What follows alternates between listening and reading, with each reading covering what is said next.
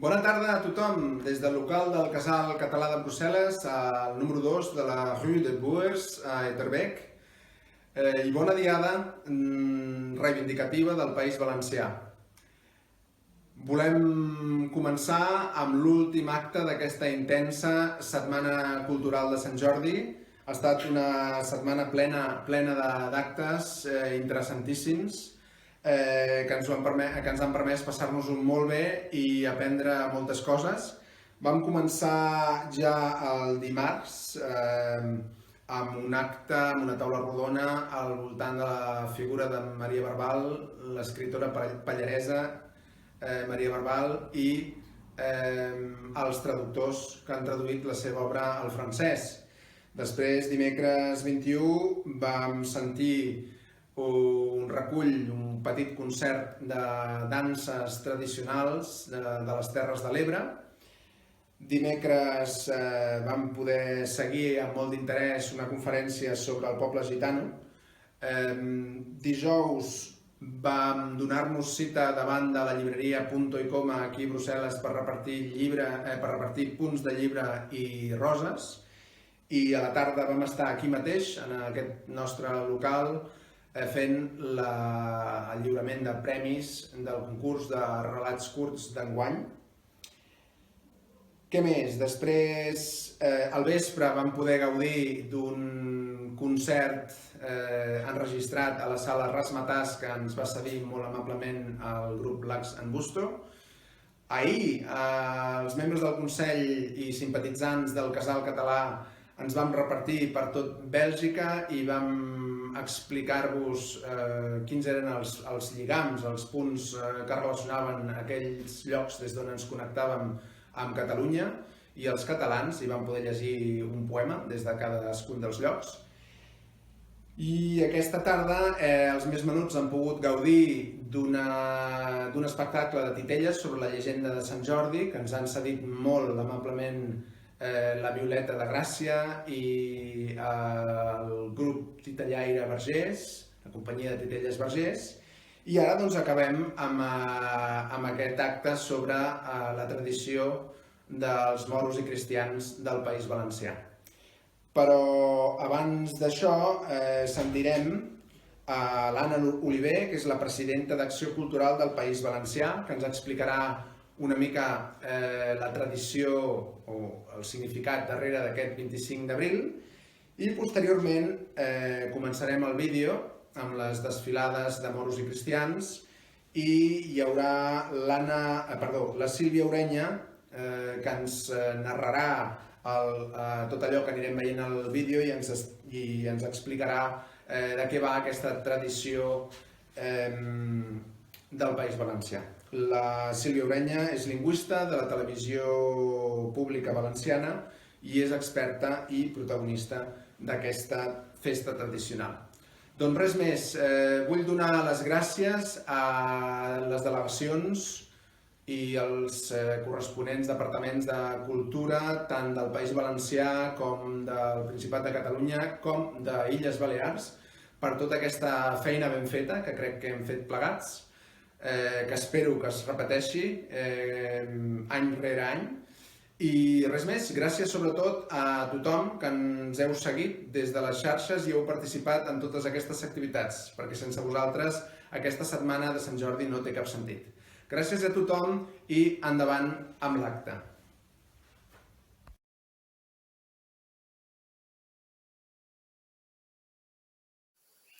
El 25 d'abril de cada any commemorem que si bé en 1707, després de la batalla d'Almansa, vam perdre els furs i la nostra capacitat d'autogovern, el que no vam aconseguir destruir va ser la nostra voluntat de continuar sent poble, respectar la nostra cultura, conèixer la nostra història i fer valdre la nostra llengua. Per això, Acció Cultural del País Valencià es felicita que el Casal Català de Brussel·les reivindica un dia com avui i internacionalitza la nostra història, la nostra lluita i el nostre anhel de llibertat.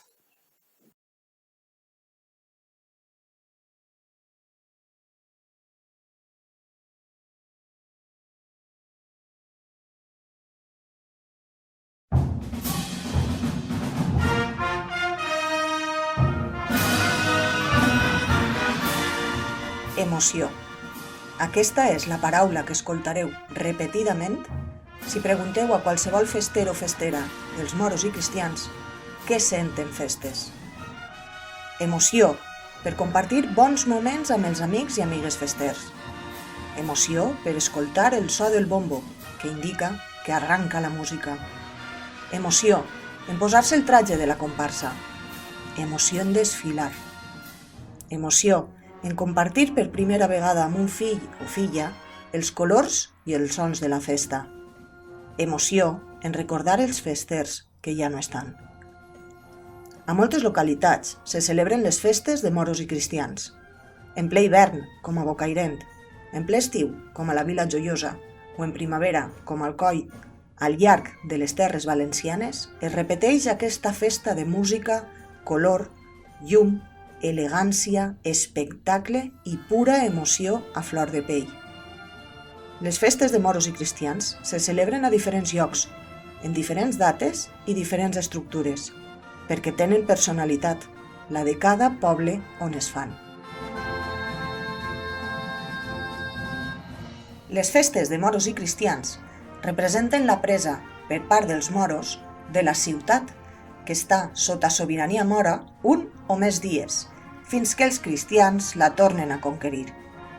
La ciutat estarà en mans cristianes fins a les festes de l'any següent. Tant la representació de la presa de la ciutat com els discursos varien d'una ciutat a una altra, fins i tot els personatges que els fan. Totes se celebren en honor a un sant patró.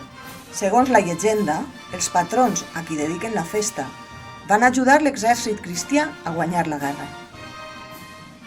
Generalment, les festes recreen de manera festiva batalles i lluites entre moros i cristians que van tindre lloc durant l'edat mitjana, encara que també poden recrear les revoltes, incursions navals i les batalles al nord d'Àfrica del segle XIX. Els festers i festeres s'organitzen en dos bàndols, moro i cristià. Cada bàndol en filades, comparses o càbiles, i aquestes en esquadres o penyes. Cada comparsa es regeix per uns estatuts, una junta de govern i les decisions es prenen en Assemblea General dels Socis i Sòcies. Cada any, un fester o festera representa la comparsa, és l'anomenat primer tro. Es financen amb les quotes dels socis i sòcies, que organitzen a més loteria, rifes i poden rebre subvencions de l'administració pública. Segons el poble on se celebren, les comparses assumeixen cada certs anys els càrrecs de capitania, ambaixada, reis, banderes, alferes. Cada festa, en cada poble, és tot un món. Són moltes altres les localitats que celebren les festes i seria molt interessant, en un altre moment i amb més temps, poder parlar-ne de totes. En aquesta ocasió, però, ens centrarem en les d'Ontinyent.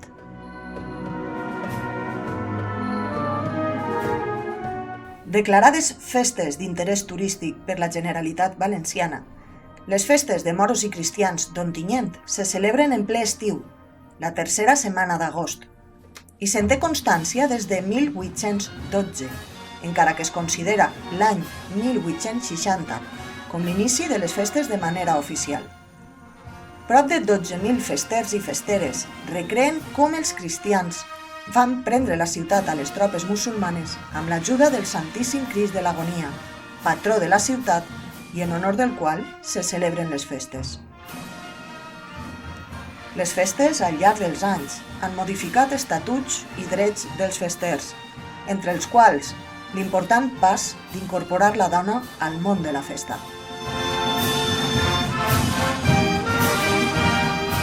També s'han canviat els noms i nombre de les comparses dels dos bàndols, certs actes festius i el recorregut d'alguns dels desfiles, horaris i fins i tot alguns càrrecs. També se celebra el mig any fester quan falten 6 mesos perquè comencen les pròximes festes. Per als festers i festeres és una necessitat estar en contacte amb la festa.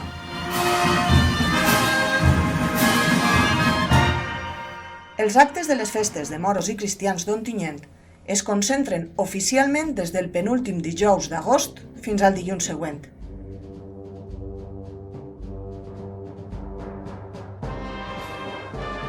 Prèviament a aquests dies té lloc la publicació en què l'alcalde entrega la clau del poble al president de festes i anuncia que ja estem en festes.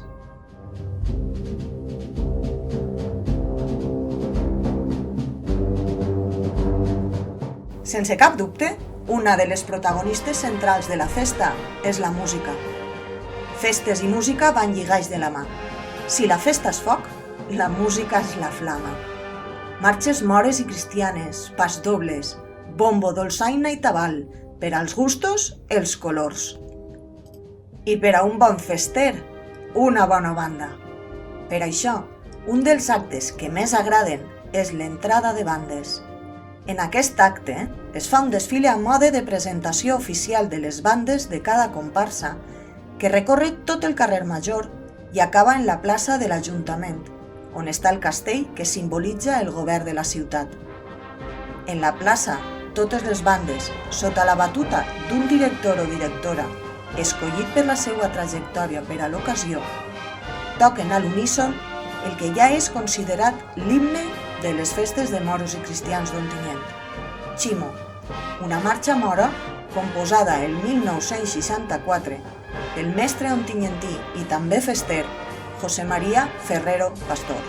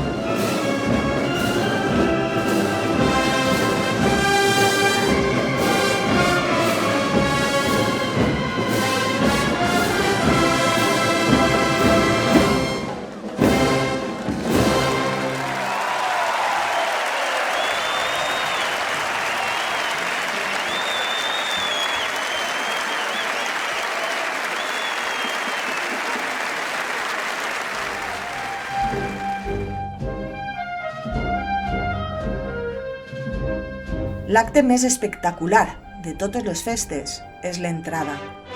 Com el nom indica, és el moment en què es representa l'entrada a la ciutat. Els dos bàndols van camí a la batalla i desfilen amb les millors gales, fent mostra d'elegància i intel·ligència, però també demostrant de què seran capaços per a guanyar la ciutat.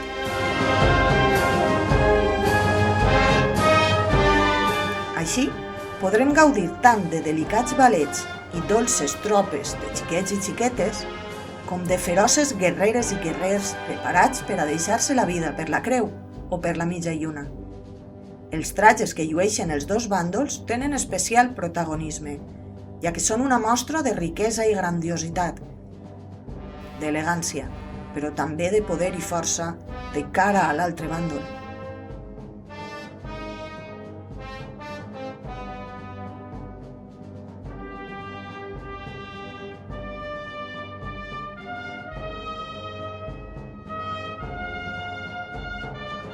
Al matí té lloc l'entrada infantil, en què els xiquets i xiquetes són els protagonistes. Són molt característiques les carrosses, on van els més menudets, i llancen al públic caramels i diferents llepolies en els reconeguts sacs, com a agraïment per estar acompanyant-nos en la festa.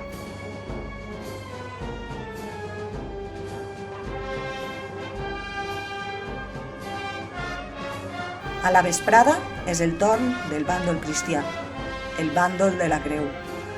Amb la seguretat que el Crist els acompanya a la guerra, els cristians desfilen amb pas ferm, acompanyats de marxes cristianes i en alguns casos pas dobles, i guiats pels caps d'esquadra, que fan mostra de la valentia de les tropes.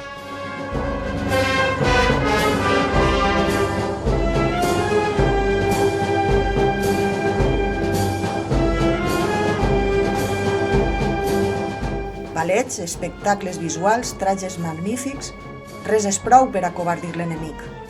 El moment més esperat és l'arribada del capità o capitana amb les seues tropes.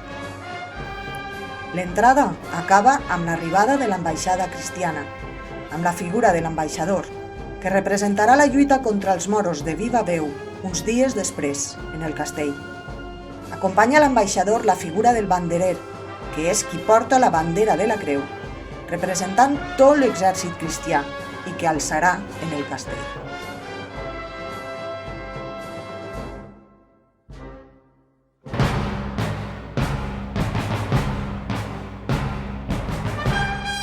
Amb l'arribada de la nit, il·luminats per la mitja lluna, el bàndol moro fa entrada en la insigne vila d'Ontinyent.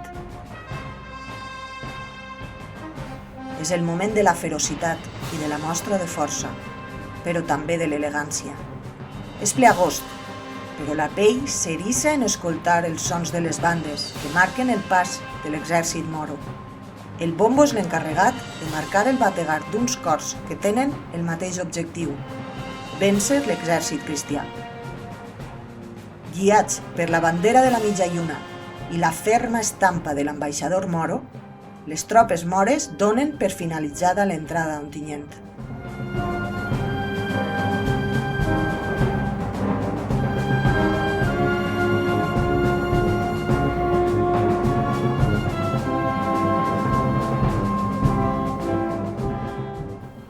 Diferents actes representen les incursions que els dos bàndols fan, de manera prèvia a l'enfrontament per al qual s'estan preparant.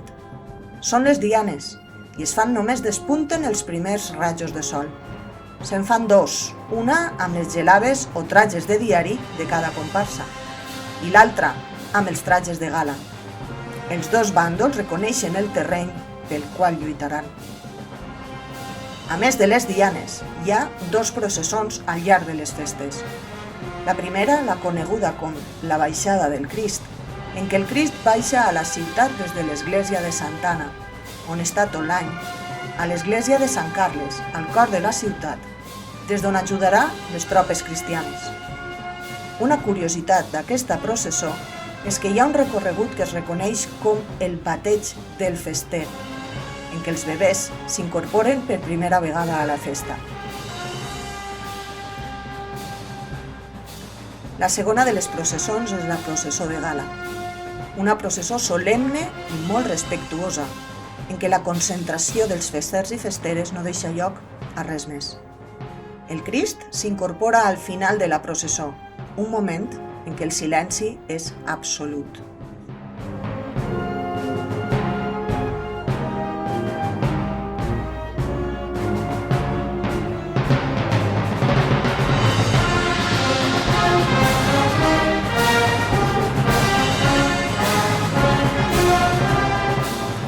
I arriba el gran moment de la batalla.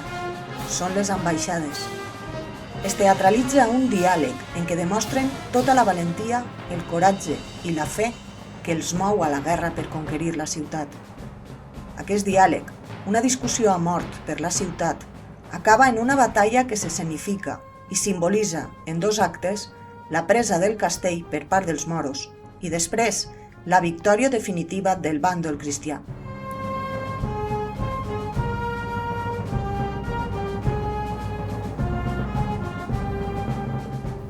Els textos que es pronuncien són les ambaixades del moro i del cristià, escrites en 1860 per Joaquín José Cervino. En les ambaixades és també protagonista la pólvora, amb què representa l'enfrontament entre els guerrers dels dos exèrcits. Un aspecte molt important de les ambaixades és que al final de la batalla qui realment venç és l'agermanament dels dos pobles.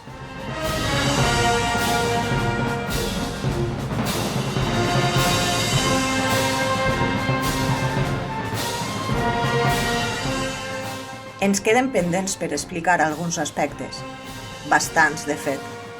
Molta història al darrere, característiques de les festes que reclamen més explicació i que no caben en un vídeo. i altres qüestions que s'han de viure en persona per entendre-les millor, perquè la il·lusió, la força i l'emoció de vegades no es poden explicar. Només ens queda convidar-vos a viure amb nosaltres aquestes festes. Si una cosa té Ontinyent, és que és un poble acollidor. Vos esperem amb els braços oberts per a compartir amb vosaltres les festes de moros i cristians.